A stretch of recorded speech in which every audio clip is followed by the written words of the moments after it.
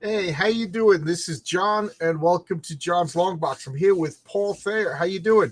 I was going to say I'm doing project analysis, but you got a different project now. yes. So project analysis is usually the go-to, but right now we have a new book, Lethal Leopard. It's something brand new. It's a new IP for my publishing company. We were promoting it at nice book Yeah, too. I just got this yesterday. I didn't read it yet. I was going to read it this morning before you came on, but I got to Yeah, get it's it. That one's another big swing. I'm just doing different one shots. Like that's our second one shot that we have, and then we're making our third one.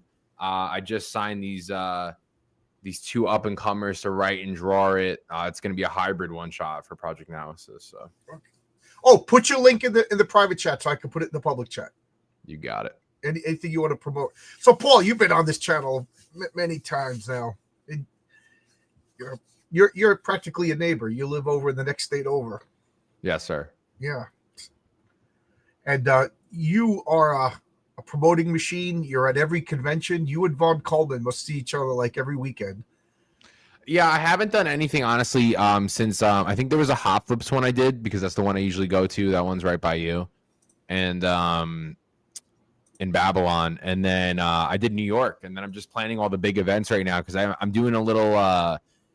I am doing a lot of cons, but I'm focusing on the big ones too. Like I'm already confirmed for San Diego Comic Con, New York Comic Con, and C2E2, and I'm planning some exclusives for San Diego and New York already that I'm gonna do, like similar to like what this cool poster was that we did that we could I could show you too. Yeah, next time you're in New York or Long Island, let me know. Come out and see you. Yes, sir. I'm sending you the link. I just sent you that link too. That one's our Kickstarter. And then this one we can look at later too. That's our website. Because I did a cool 41 character, like spread. And I thought, hey, let me get some guest characters on it. So I got Isam on there. I got Nexus on there. Got some pretty cool stuff mixed in with like 41 characters. Oh, cool. Did you have to get permission to put them on? Yeah. I asked Eric. I asked everyone. Yeah, of course. Okay. I was just wondering, like, do you get yourself in trouble here? Yeah, no. So, Mike Barron's pretty cool. I'm sure he's just like, yeah, put Nexus on it. Yeah. Me and Mike been talking a lot. Me and Eric talk, and I just asked them, and I asked Andy for Cordrath, and of course I put Vaughn's on there, Dark Cloud, and then Reaper Destroyer as well. Plus 36 of my characters. So I wanted something cool, and then I wanted something different, just a little exclusive. We did it for New York Comic Con. We have a bunch of prints. Super hyped about it. We also put the Lethal Leopard on there. So the Lethal Leopard, I teamed up with a pro wrestler, real one. He used to go by the name Enzo Amore in WWE. We did one day at New York Comic Con together. We did a bunch of these prints, and we were selling these for $30 a piece. We sold over 100 of these things. So the exclusive stuff we have on there, our first couple conventions, those things will be gone for good. So there's some cool deals in there. Cool. So since you brought up Lethal Leopard, let me bring up the Kickstarter. I'll make sure I'm bringing up the right thing. I like your intro. It's a lot better. Oh, yeah. What's his name? Kyle Prometheus made it for me, and then Nice. what geeks do? He made that little snappy music for me. I just love it. Everybody's been so nice. Everybody's been so helpful. So you got Lethal Leopard over here on Kickstarter. Tell us about this. You got a promo. Can I play the promo? Yeah, play the promo, and then I'll spit after. Okay. Here with a cup of comics. Definitely not a cup of haters. It was all love today at New York City Comic Con, and we appreciate you. I'm Real One. This is Paul Thayer. We got incredible art by Igor Texeria and Prasad Rao. Color, killed it, okay? Lethal Leopard's on Kickstarter now. We need your support. Come support me at Fourth Rope. I'm the Fourth Rope Flyweight Champion. Paul's a certified G and a bona fide stud. You can't teach that, so I don't know where he learned it. But we appreciate the love. Thank you guys for not being SAWFT. How you doing?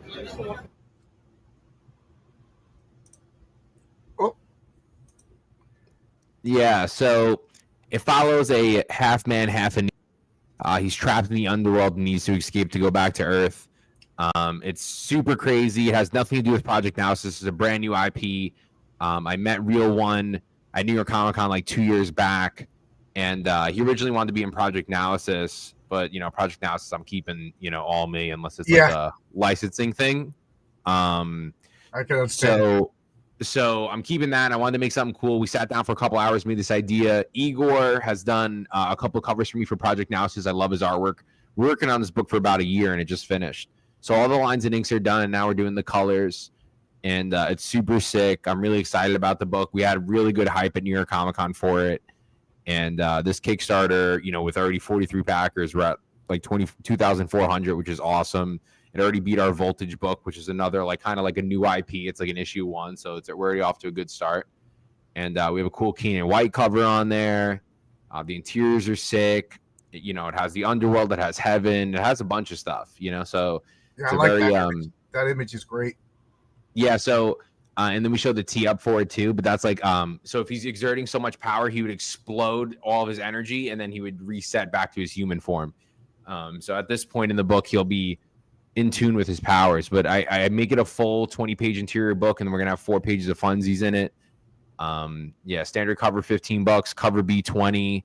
Those will be printed max. The other ones, limited cover options, they're all 100 print each. So that's our first ever ash can that we're doing with our company. We've never done one before. It'll be smaller with no lettering. Those are 25 a piece. Black and white cover 35 and virgin 50. And all those will sell. I'm keeping 10 for myself. We sold over 100 of these at New York Comic Con for $30, just this print. So those will fly. Yeah, sick cover. Who's your artist? Igor Texeria. He's one of the lead artists for the Rippaverse. He's done a lot of covers for me. And then this is Keenan White. Keenan White kills it. This is awesome.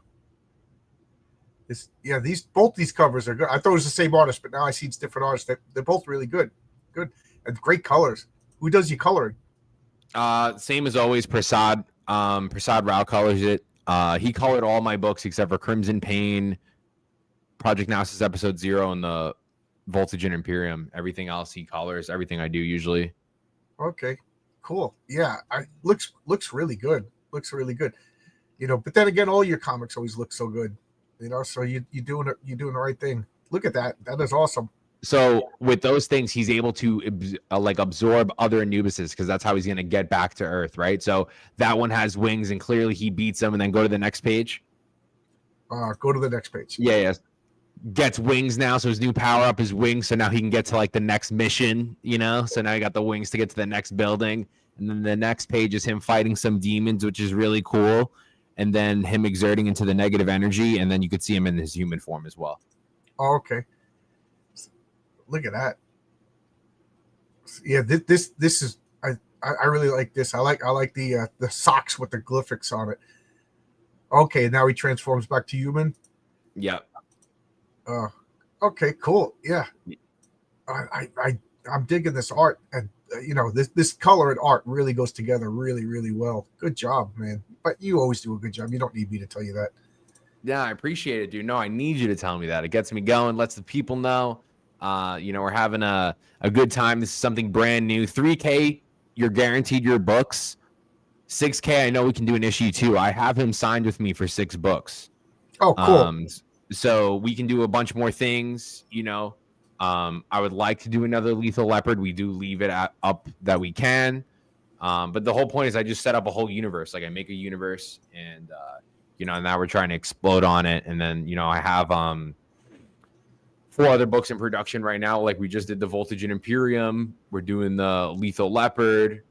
And I'm doing Project Analysis 7 with our team from the last Project Analysis, Sammy Marquise, Prasad Rao. They've been killing it. They're doing episode 7 right now. And then who did my Crimson Pain one-shot, Evan G. Ukerchiv, he's doing Project Analysis episode 8. So they're both being done at the same time right now. So we're going to have 7 and 8 in a 3-month window.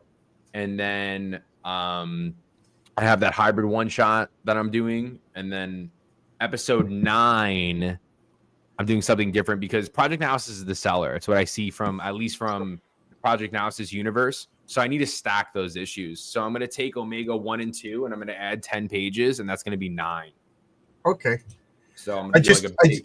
I just get a little worried now because he said he kills all the other Anubises and absorbs their power. Yeah. So you got to stay away from Patriarch number 1. Yeah.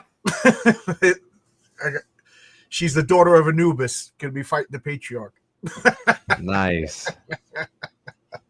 Yeah, he can absorb it. So he absorbs their powers because I kind of make it like in a video game standpoint of like you have to beat the mini bosses to get to the big boss. Right. And then you have your main mission for that, and then it would be like the same type of setup again because he's a pro wrestler. He actually runs he co-runs a promotion 4th Rope right now with rappers West Side Gun and Smoke DZA. He's running that. He just had a big event at Six Flags. He's still killing it, and he was big in WWE. So cool. You're into wrestling, right? Yes, sir. Yeah. Yeah. So you knew him beforehand, right? You were probably like, "Oh my god," and I'm meeting one of these guys. So I at these conventions, I always meet people. Like I'm always talking to people. I'm always interacting, and we really just like bumped into each other. When I forgot who I was going to meet, and then we just hit it off. Like sometimes it just like it flows, and we literally we talked about making a book 3 months later. Oh, cool. You know? So it just worked out that way. And yeah, I used to watch him on TV, which is cool. But I'm you got to put yourself in a standpoint equal to the ones around you. And I've been saying this for a while. You don't get what you don't ask for. You know what I mean? Like, yeah. And I'm it's a good deal for him too. I made the we thought of the idea and I get it all done, and and then we promote it, and now we have something to sell. Like we killed it at New York Comic Con on a Saturday. Like with the books, it's going to be madness next year because I'll do like maybe he'll definitely be there one of the days for New York next year, and I'm really excited for San Diego. I'm going to do other exclusives. Like maybe some future team ups. As you can see, you see some Ripperverse guys, some other guys. Like maybe there's a possible team up in the future. We don't know. You know what I mean? So cool.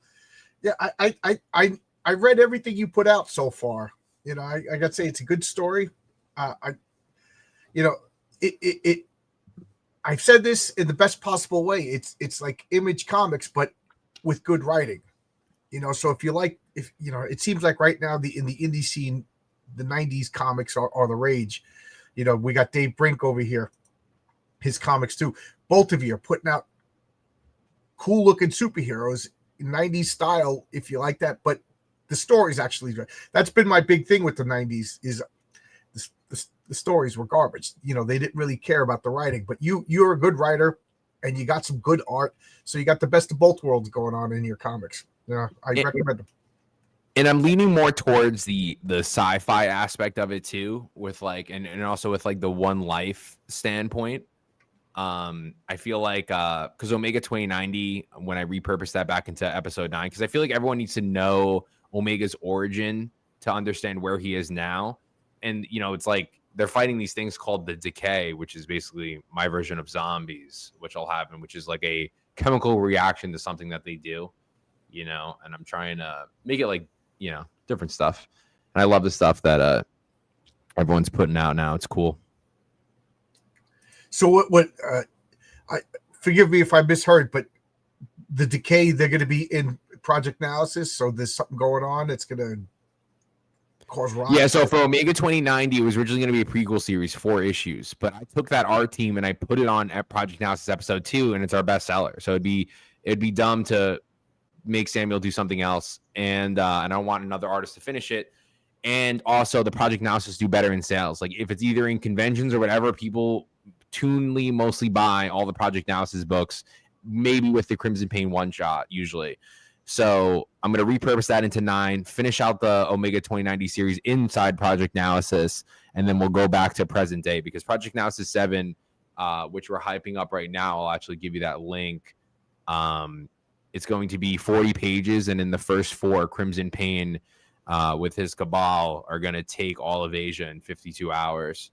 So it's definitely going to be something crazy, which I'm really excited about. Cool. And you've been putting out a couple, most of this indie world, and it takes a while to make a comic, but you've been pretty consistent. You got it down. You it's one of the big criticisms is so many months, sometimes years between issues that the momentum is dead. But not you. You've been putting, but it's not bad quality either. I mean, you've been putting out top quality books pretty consistently. So good for you, man. You're doing it right. Yeah, I appreciate that. With and you enjoyed Project Analysis 6, right? We can go into spoilers. Who cares? You find out the origin of Crimson Pain. How'd you like it? Yeah, I liked it. I always try to play a game called Beat the Writer. So while I'm reading, I'm trying to figure out what's going to go on. So I got to say, I kind of figured that was what was going to happen. I don't mean to be a jerk about it, but I don't want to lie either. But I was like, all right. But to me, that was the point, is that everything was logical. Like, one of my pet peeves is you read the story and then they just pull a twist out of nowhere that makes no sense. Like, if you really paid attention, I think it's there. Yeah, it's there. Yeah, it's there for you. That's what I'm going for. I realized it sounded like I was insulting you, and that's not what I meant. What I meant is the deeper you look, the more that you see. Right. And that's what I was going for. And there is a twist that is coming. And that exact moment, like, because you had to include it with the story to find out who Crimson Pain was before, so it ties in, because it also shows our main hero. Our main hero is scrambled. Like, is he even going to be a hero anymore? It's like what we're really going for. Is he going to go to the psychotic side, or is he going to go, because his life is right now, our main hero is parallel with the main villain of the universe. And it's, everything is perspective and in the choices that we make. In Crimson Pain, people love him. I would say 50% of all the people that get at Project Analysis love Crimson Pain the most. And then the second is Omega. So we'll see what happens when they face again. And Omega doesn't want to fail either. And Omega doesn't want to fail because he lost people. And now with him, his brother getting his ass kicked and everyone out of action, he's trying to amplify himself, something that we've been amping up for a while. And he succeeded on his first attempt of the amplifying. And for Project Analysis episode 6, when Crimson Pain leaves with Rifter, it goes back into the present day time. Episode 8 with the Evan G. Yukrachev, the guy who did our Crimson Pain one-shot, is doing from that moment on. So you're going to see in episode 8 how Crimson Pain goes from a broken, weak man into the guy armored up, ready to kill everybody in his path. So that's what 8's going to be. And it's 10, and we already have 11 full colored pages of it already. Oh, cool. Yeah, your art is pretty quick. Yeah, some take longer than others. Lethal Leopard took about a year, and I just know when to promote it. Like, I have literally books in production, and I just wait until it's at least like halfway there to really start promoting it. Yeah, that's what you got to do. Like, it's no secret, Renzo's my main guy, and then I'm working with like 7, I think 8 now, other artists for other stories, but I'm not promoting them yet. So when they're almost done, it's going to sound like I'm a miracle worker, like Scotty from Star Trek. I got this book, I got this book. And then some guys have a setback. I'm glad I didn't promote their book yet. Give me another 6 months. This happened. I got to do this, So yeah, it's all the art of the deal. it's all flash. So we got Lethal Leopard. So you said Lethal Leopard 1 is definitely coming out, and is it a complete story? Is it yeah, pull it back up. It's gonna be like all my stories really have a beginning, middle, and end, or I make it into like a 2-part thing. I'm dragging a little more Project Analysis to make it go, because you don't know. I don't know if I was gonna do an issue 2. It all depends on how this Kickstarter goes, and then of course how it sells in conventions. Of course, if I, these start ripping, I'll make more. But it's its own thing. It's its own universe. It's an issue 1. It does have a beginning, middle, and end. You get the whole story, and then we can go from there, depending on how everyone loves it. So, we're at 43 backers. I anticipate at least 120. So everyone keep, sharing, keep checking this out. It's high quality. The lines in. Did Paul freeze? Can anybody hear me? Freeze? No, I didn't. Great. Excellent. I didn't freeze. I hear you. Did John freeze? Can anyone hear me? Maybe I should watch it on my YouTube and see who's live. Because he's still live right now, and he thinks we're not live. Are we not live anymore? Oh, did I freeze or did you freeze? Did everybody hear you? Oh, okay. I don't know. I'm about to play it back. I think Marcus said he can hear both of us. So yeah, you didn't freeze. Okay, cool. Good. Because it's beautiful out. I can't blame the weather this time. But yeah, dude, super something brand new. It's an issue 1. We have limited editions of an issue 1 that, you know, the prints matter. It's 100 prints each, you know. We have cool exclusives. You could buy a bunch of shit. We're gonna have so much fun with it. I'm gonna make my second trading card with this campaign. Like, you know, I make a lot of books. Yeah, you do. I'm pretty impressed actually with how well you do it. And I mean, you're a pro now. I mean, this is your full-time job. You're a professional comic book maker. You know, nobody could call you a hobbyist. You're committed again. And I'm just amazed at how many years now have you been a comic book guy, a comic book maker? I know you've been reading. Okay. First book came out 2021, and this will be our 13th book. Okay. And I'm doing 4. So I'll have 17 by 2026, the end of it, at the minimum. As of right now, you got 13 books out. The average book is what, 30 pages? You know? Yeah, let's laugh. Ready? So blow me up. So collects our first 4 issues. This is our trade right now. Super cool. Project Analysis. Next, we got Project Analysis episode 4. This is the kickoff to volume 2. Boom. That's another book. So there's 4 in here. Our new kickoff to volume 2. This is 5 right here. Boom. We have episode 5, V-Ken Marion cover, super sick. 6. Project Analysis episode 6, super awesome Crimson Page Origin. 7. Omega 2090 1 and 2. 8, 9. And then we have Voltage and Imperium 10. And then we have Crimson Pain one shot, that's 12, and then we have Lethal Leopard. So my point that I'm trying to make is you put out all this material in 4 years, and some guys who talk a lot of smack can't even put out 1 book in 5.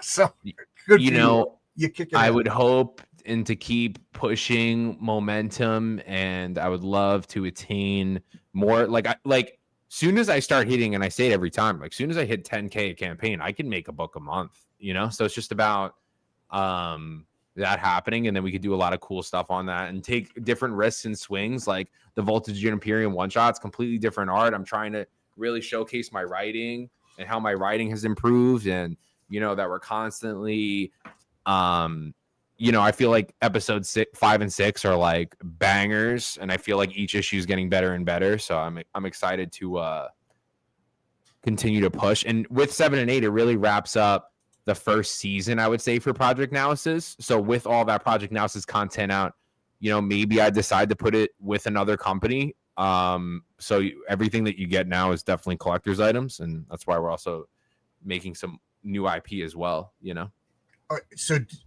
So what do you think? Go with the distributor, get in comic stores and stuff, or maybe eventually, but that's still like another year out. But like with the whole thing, like I now, like, it's just like a catalog, you know what I mean? Like, it's just like I have a catalog to do whatever I want with. And with going to these bigger conventions like that, I do talk with bigger industry things and people, and I just feel like, you know, maybe that might be a route for this type of series. And then work on some other stuff while I'm stacking Project Analysis. I would only do, you know, I might like put it through another publisher to go direct, but I would still have my thing, you know? So yeah, I understand it. I just would say, Ben, your comic is going out right now. I'm going right to the post office after I'm done talking with Paul. We'll drop it off.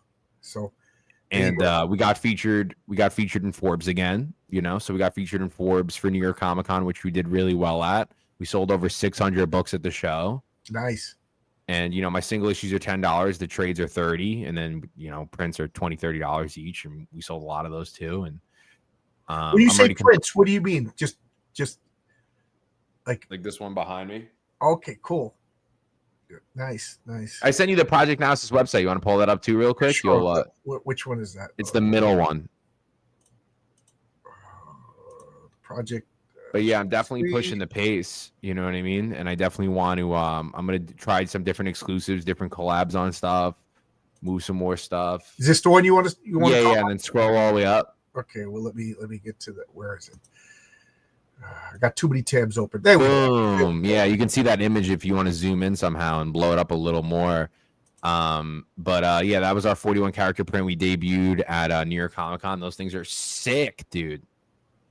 Yeah, that is. I can't seem to blow it up anymore, but it took my artist 28 hours, and he told me if I ever tell him to do it again, he'll never talk to me. So it's a one and done. I like this. I like these little characters. Yeah, these are perfect trading cards right here. Yeah, I'll do something like that. Like we have one for hybrid. I think you might have one. And I'm gonna do one for the Lethal Leopard, and then hopefully for 7 we do it for Crimson Pain. Like it's all just depending on funding. Like I want to cover the book first, and then make cooler shit. So yeah, for the Lethal Leopard, we have it. I mean, the people that make my cards, they do really good, and they're really, really quick. Great customer service. If you're interested, DM me. But I make 7 cards for every comic, and then I for every $1,000 I add a card to the stretch goal, and then you can buy the pack. Pretty good. It didn't do well. You make like a sealed pack? Not a sealed pack. I put them in an envelope. They're all loose, and then I just put them in an envelope. Like and who designs them? Renzo. The way I do it is, if I got a comic coming out, I asked the artist to draw the characters first, and then when we get what the character looks like, I said, okay, that's going to be the trading card. So we're working on the trading card while we're doing the character design. Like that character that I just showed you, the Anubis girl, that's the card. And that's also the character design. So, Renzo gets paid for doing the character designs, and then I make the card. I try to make 7 an issue, and then I pack them up for $10, $2 shipping if you just want to buy them separate. And are they like statted though, or is it just a print? So I do it different. You could design it any way you want. Here, I'll make myself big right now, but this is the card. This was the character design that Renzo. When I described the character, I sent him a terrible picture. He made it to this. And then on the back, I made it a character sheet for Villains and Vigilantes. If you play the role-playing game, this is what the character sheet looks like. I know you're not going to do this because you don't play Villains and Vigilantes. This means nothing to you, but this is what I wanted. So each one of these cards is literally a character sheet for the role-playing game. You can put whatever you want on the back. I mean, Oscar... Yeah, so I did one for hybrid, and it has level points. Right, it has right. a full character bio with his weapon, and I was going to do that for Lethal Leopard, and then Crimson Pain. It's just to design the full card. And I did it like how I would want the whole packs to be. It's not a lot of money, but it's money out. So I'd rather just put it into the book. I wouldn't know how to get them in sealed packs, so that would be interesting. The next thing I'm thinking of doing is as an add-on, because it would be too expensive to do as a giveaway, but like magnets and then like little word balloons. Fabrizio Aiello is doing it with Horace H. Hoover. We think it would be good to do it the same scale, so we could all put our characters on the same like magnetic board with word balloons. I think that would be fun. A fun little project. Got to talk to him about price. Yeah, with the trading card, I charge $5 for, and then the one on Lethal Leopard is $10. For the card. Yeah. First print, dude. And then and they sell, and it's a good add-on fee. That's what I'm saying too. That's why I think I will do the next one with the Crimson Pain and just have it because I want it anyways. And then $5, it's just an extra $5 people throw in to get something cool. It's a collector's item. And I'll just make it like official that like I'll change the design after. So maybe I'll put like a different image on it and then switch the image out, like for the main image on the front of the card. Because that's an easy switch. The whole like setting it up and make it like look fucking cool is like the bitch. Well, the Lethal Leopard, you'd have to put like different power levels. Like this is current year. After he absorbed 90 Anubises, he's gonna have different stats. So that so like what I originally thought. Let me see if I can pull it up. You could make a card in his human form. You can make a card in his like overpowered form. Yeah, exactly. Hybrid. Let me see. Like now I got to show this because we talked about it. Spoilers. Marcus is making fun of me right now because he knows I love to give spoilers. But this is a card we're working on for Patriarch #1. This is his rookie card. You know, when he just started out. If you notice, he has a different costume. He's got the purple shorts. You know, he's not as muscular. He doesn't have the beard. So this is young Patriarch. So I love that. So it's going to have different. If you're so inclined, you could look at the back and you can see he's going to have different stats, different power levels than. Let me share my screen. Marcus drew a trading card for the public eye. Yes, you know that's what I do. Like you make a character design and share your screen. I'm hitting the wrong button again. Yeah, look at see.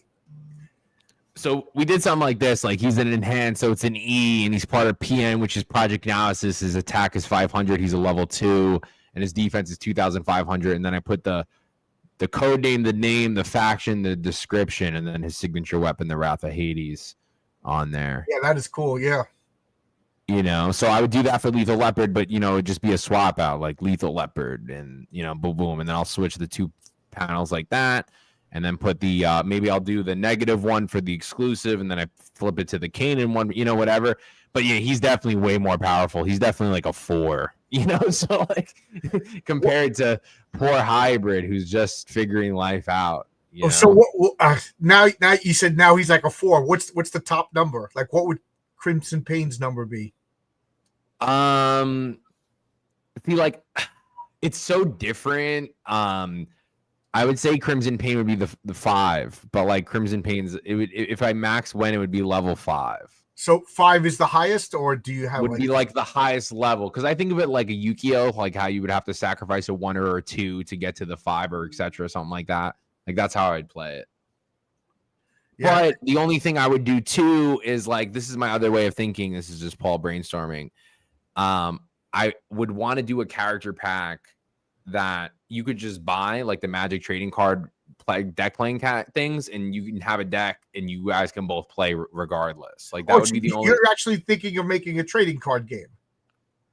In that extent, yes, but I'm not there yet. But yes, I've been in. I had a couple companies try to do something with it a while ago, but it was just so much money out, and like not like an insane amount, but like I said, I like putting all the money in the books. So it's just I had a company offer me like that does games like that, like honestly like 2 years ago they offered me something, but I just didn't. I wanted to focus on making the best comic book. So now I'm like I said, with this catalog growing, I can now say, hey, I don't have one issue of something. Right. I have fucking 9, which is really like because they're all double size, like, and it's quadruple that. And I can, if I did go through in a distributor like an Image, like a Boom or something like that, I have 12 months where I wouldn't have to stress about it. Right. I talked, that's what he said. You got to have more than one book out, you know, so get yourself like a little catalog out, and then we'll talk again.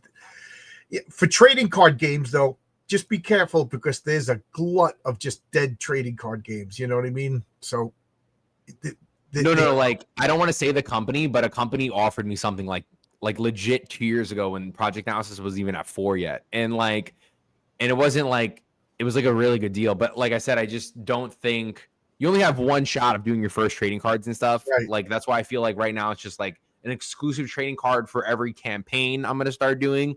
That'll be limited to 500. You start collecting those, and if I want to access that into a full game like a Yu-Gi-Oh or a game that you can pick up, because people are so, you know, yes, a lot of people collect, you know, the broad thing, but you also have to hit the market that like, could you play a game with me in 5 minutes and I can know how to play? That's kind of how I was thinking about it too. Like otherwise I wouldn't play it, like me as a consumer. So like I would need something that would be even like that for me to be interested in something like that. But right now it's just like an exclusive. Do you play card games or board games or anything? Yeah, for sure. Yeah, I like Monopoly and stuff like that, and I used to love Yu-Gi-Oh, and I see the hype behind Magic. I flip a lot of that stuff. I get it at New York Comic Con, San Diego Comic Con. I flip that in the same day, and I see the hype. And then I see people like V Friends, like Gary V, who does the trading cards first. Now they're into comics, and you know, there's there's a couple of football players that do it too, and it's catching on. And being in the market, like I said, especially at these big events, I feel like just more the merrier of stuff like that. That's why we're doing an Ash Can. I'm going to start doing more Ash Cans and make them limited as hell and of course I'll keep 10 for myself, and then just trying new things, like, and then see where it goes, because I have a lot of content and I want to just keep blowing it up and keep making more content. I want to do more things with Project Analysis. I want to get Project Analysis to 30. If I was able to do a book a month, I want to do that at any means necessary, Yeah, you'll do it. I mean, like I say this all the time, and I'm half joking, half serious. We're all going to be working for you someday. I hope so. You're still young. You're only 16 years old right now. But when you're 30 years old, you're going to be running comic books. We're almost at 30, and I'm see. joking. You just look so young, but you like I said, I'm pretty impressed with 4 years, and you got 13 issues out. You got all these different projects. You're talking to people. You work with pro wrestlers.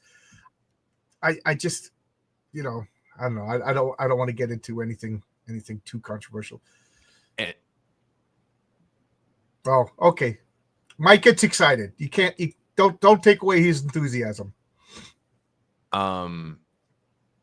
Yeah. So it's having a lot of fun. I'm ready. Yep. I'm ready for you to see where Project Analysis is. Because he's on the print. It's this character called Warpath. And I'm making it like there's a reason why Crimson Pain's armor is so powerful, and we're gonna find out why that is too. So like I'm trying to like fill in everything for, like I said, season 1, that okay, it's a beginning, a middle, and end. And I think when I do the collected trade of the first 8 issues, I think I'm gonna add like 20 more pages in that edition too, from the episode 1 perspective of like maybe Omega. Something like, just to make it a little more juicier, nothing that changes the story, but just adds to it, and just have it placed differently in the hardcover. Just make them more exclusive. Cool. And, cool. Things like that. Yeah, I enjoy your books. I forget if we talk, because we talked a few times off camera. I forget if we talked about this on camera, but I got a big stack of your books, and I, when I was out of work with my broken neck, and I just sat and read, I think like 7 issues all at once. And then me and you talked about like plot stories and everything. It was a lot of fun. Yeah. I enjoy it. And like I said, if the 90s, if Image Comics cared as much about characterization and this is my big thing, is storytelling, is early Image, the artist just concentrated on making each panel cool, which is important, but each panel didn't connect to the panel before. It was almost like random photographs, and then bad dialogue held it together. You pay attention to storytelling. I could take away the words in your comic or give it to a person who speaks Japanese and doesn't read English or whatever, and they could figure out your story, which I think is so important. And like, that's my biggest criticism with indie comics is that people are bad at storytelling. But you got it. Your stories have a good connective tissue. I could follow it. The plot makes sense. And to the point where, again, you dropped a couple of clues so that I was able to follow Crimson Pain's story. And it was a logical, consistent, satisfying arc. You know what I mean? It wasn't one of these out of the blue, like, oh, come on, man. It really, you did a good job. I'm talking too much, but I'm saying you did a good job. It made sense. You're a good writer. Yeah, I appreciate that. And I'm trying to just make it more fulfilled, because I feel like when I watch a show, I watch comics, I try to make sure 80% of the quest is done in an issue or 2 issues. Like, you have to complete the thought. Like, we're in a fast market. It has to be completed. Crimson Pain's origin wasn't supposed to be towards the end, and I'm not afraid to rip shit apart to make the story better, because it fits better. It needs to be tighter.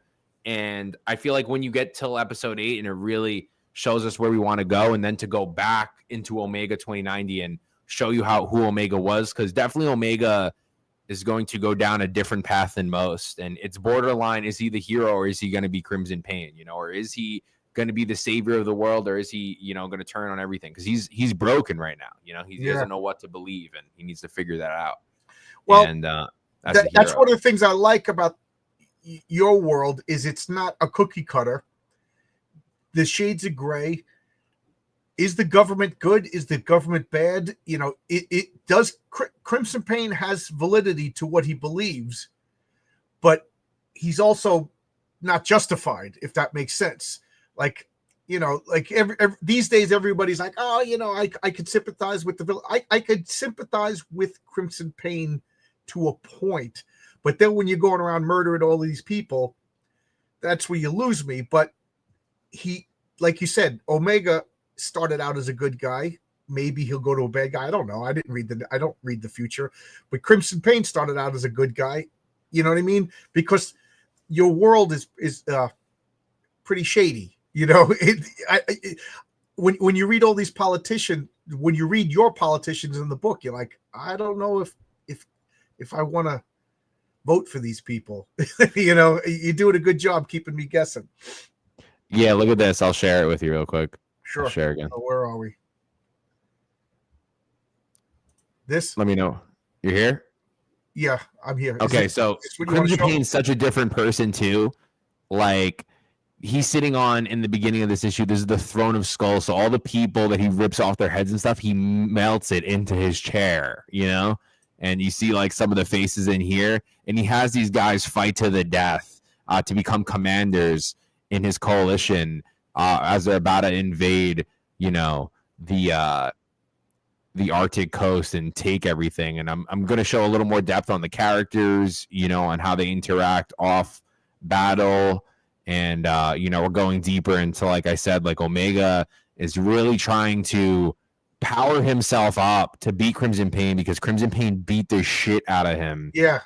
And he's supposed to be our guy, you know? So, like, look at that. It's super cool. Those are new characters, Mercer and Bloodtide. And cool variant covers. Igor Teixeira did the Lethal Leopard series, and he'll be doing that cover. And then I have Chris Geruso, who does really cool work, who did a variant cover too. But yeah, it's like he's different, you know? So that's why I wanted to show that avenue of Crimson Pain 2 before we get into this. What is this war? Like, there's about to be this war. It's World War III in Asia. I bring it to the next level, and it all starts with 7. And then yeah, Omega is pushing himself to be the ultimate leader, the ultimate hero, the ultimate good guy. His little brother looks up to him, and then he gets his ass handed to him.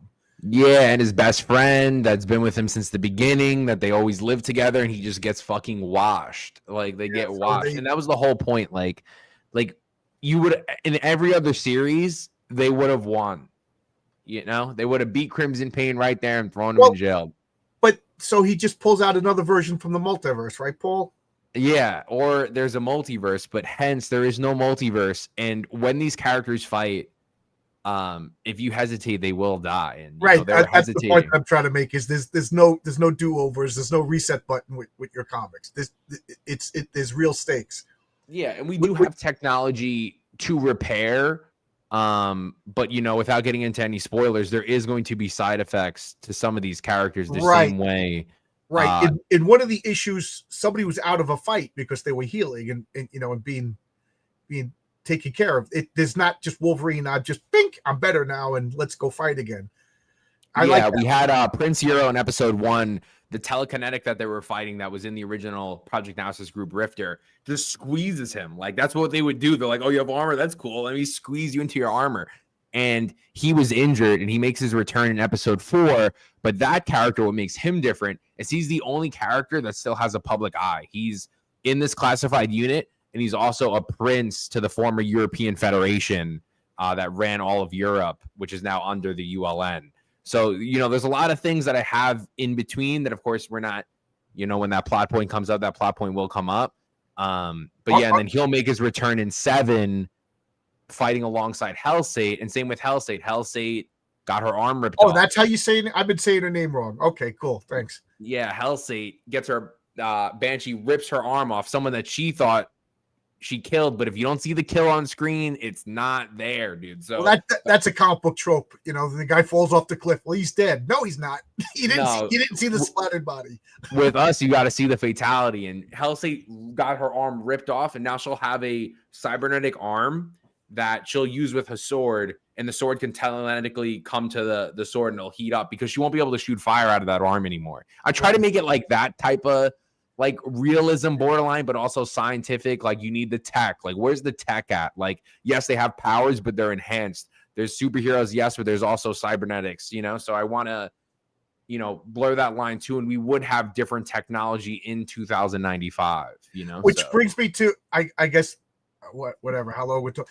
But I'm kind of interested in what led up to this world government and everything. Are you thinking of doing a prequel series? So you get a little tease in Project Analysis that the Americas were made because of Crimson Pain.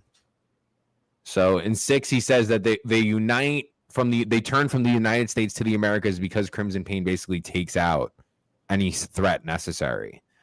I did think about going more into the depth of Crimson Pain before, like in that era, or maybe the heroes before, but not yet. I feel like we're gonna go do that prequel, the 2090.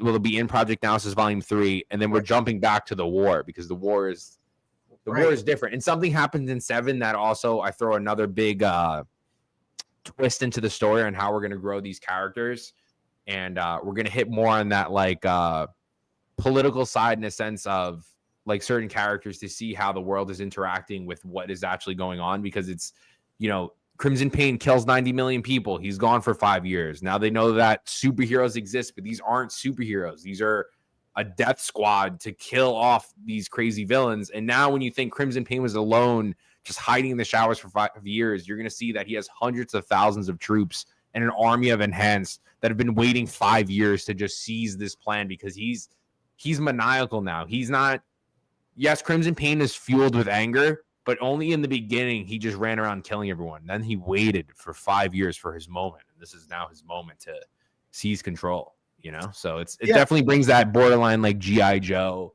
aspect. And Crimson Pain, he's got that super speed power. So he's running around like a blur. That I'm glad you reminded me, because this is something I wanted to ask you. It's like usually stereotypical, like the Flash, Quicksilver, all these guys.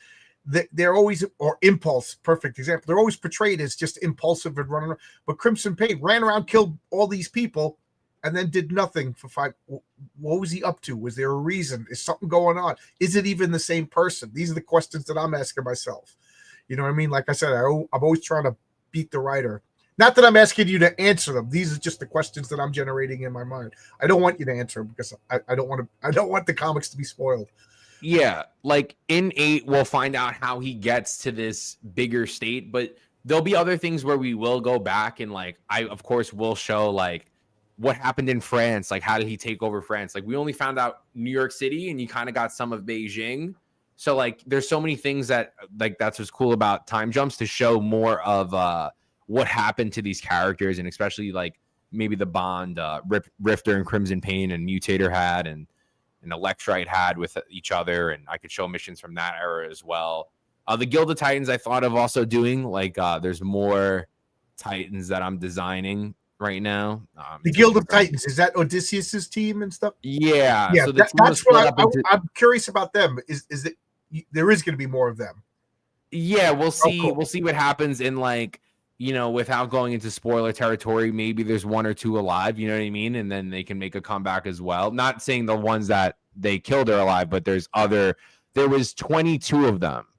There's 22 guild members, and, maybe they have offspring. You never know, So like there's different things that can happen from the consequences of what Crimson Pain did as well, and there could be. One of the things about all superhero comics is sooner or later they get into the origin of superpowers themselves. Is that going to be playing a part in your story? So for now, superheroes existed forever through all of time, and I don't think I would do the first, but there's definitely throughout all of time before, there's always been people that had powers. Okay. How hard could it be taking over France? Yeah, the Germans used the same plan 6 times. So, what's it, the Schlieffen plan? Yeah. Well, Crimson goes by himself. In 2090, right, when he takes these 3 nations, he does everything himself and kills everyone in his path. If he doesn't, and in Crimson Pain, the one shot, they tease that in the crest of their symbol, there was always trackers, and that's how he would find the other ones. But I was, I'm playing the revolver of like, does Odysseus have children and things like that. It all depends on like also how much, and I wrote it in 6, like how much we can do with it is how much we start, raising. Like I said, if we're over 10K every time, I could do as many of these things as possible, but it's just about. Yeah. 10K is the magic number. That's my goal. Like if I could do 10K in a comic, I could use that to do 2 comics. You know what I mean?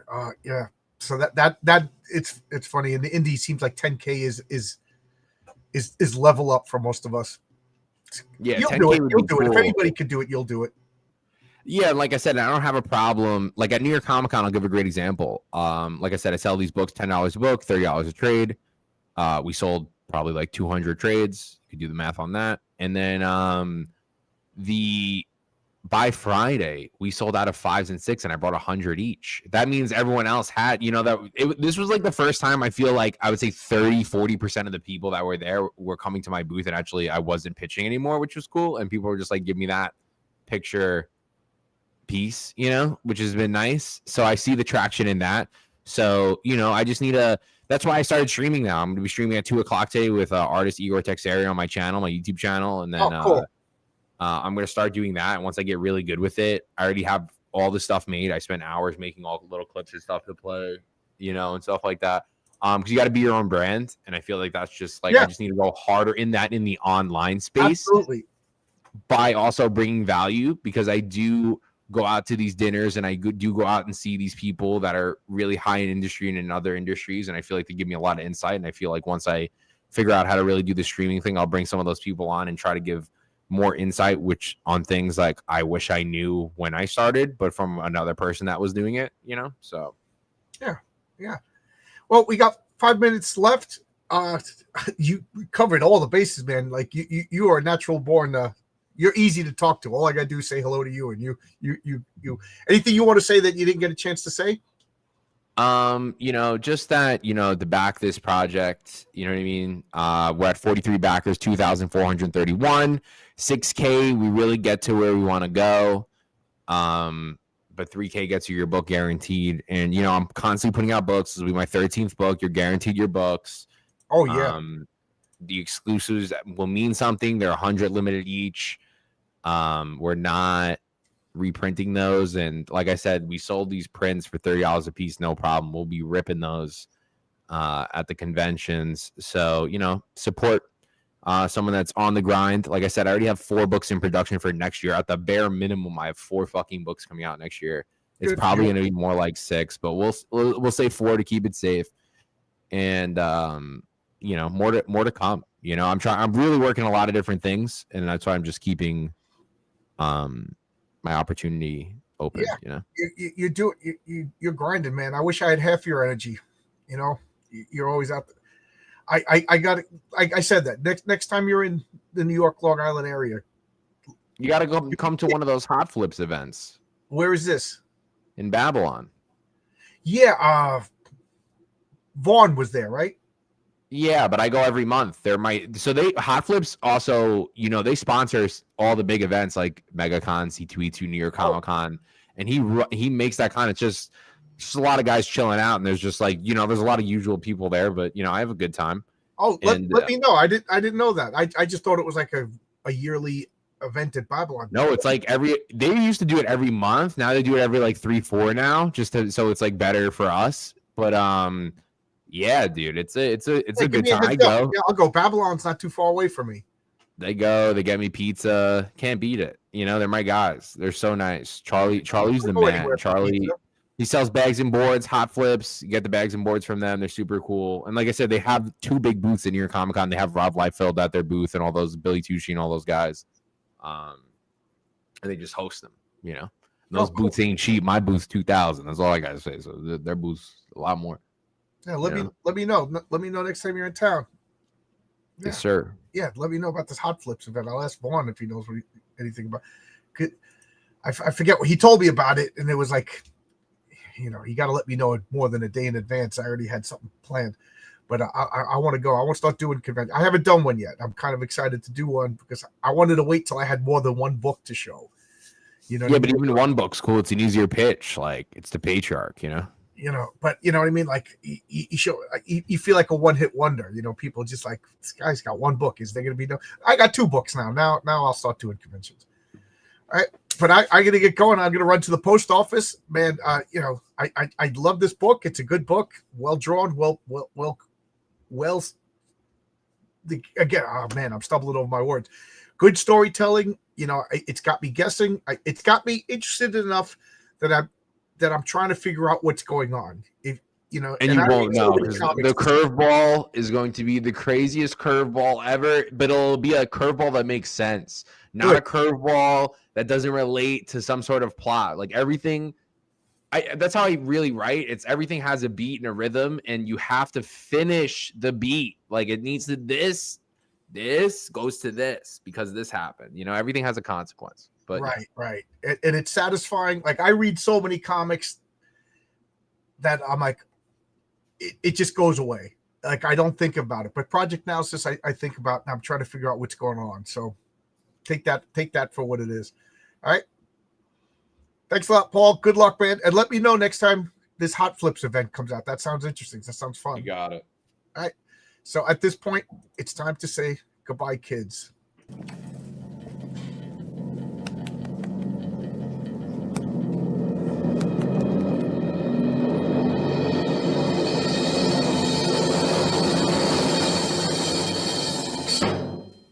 Goodbye, kids.